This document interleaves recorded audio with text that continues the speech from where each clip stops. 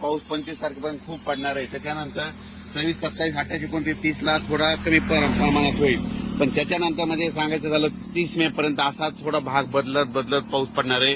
पण राज्यातल्या सर्व शेतकऱ्यांनी काय करायचं, आता काय झालं, नेमका पाऊस खूप झाला, जमिनीमध्ये ओल देखील खूप झाली, पण काय झालं, शेतकऱ्यांचं शेतच दुरुस्त नसल्यामुळं अडचणी येत आहेत. म्हणून राज्यातल्या सर्व शेतकऱ्याला सांगू इच्छितो की तुम्ही काय करा, जशी वेळ भेटेल तसं काय करा, तुम्ही तुमचे शेत दुरुस्त करा. कारण की राज्यामध्ये आता जवळपास हे 25 मे पर्यंत तर मुंबई पुणे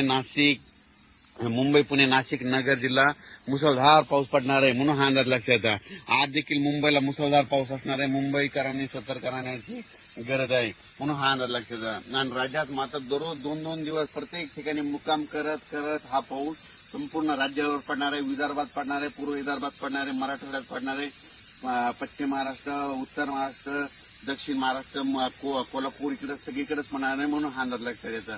म्हणजे सांगायचं झालं तर 25 मे पर्यंत खूप जोराचा पाऊस असणार आहे. ओढे नाले वाहणारा पाऊस असणार आहे. त्याच्यामध्ये वाऱ्याचं प्रमाण जास्त असणार आहे.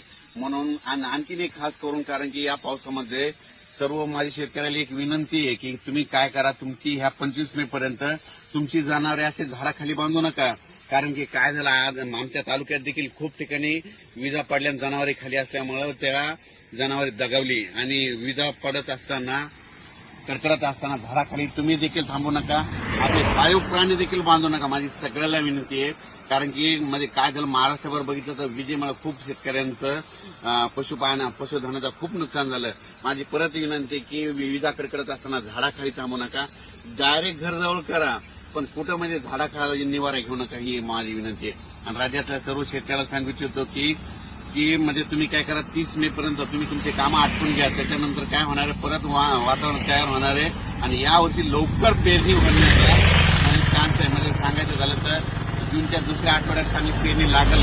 आणि कारण की तोपर्यंत 30 मे पर्यंत पाऊस असल्यामुळे हे शेत दुरुस्त होणार नाहीत. आणि तुम्हाला मग दुरुस्त करण्यासाठी 1, 2, 3 जूनला ऊन वाढणार आहे.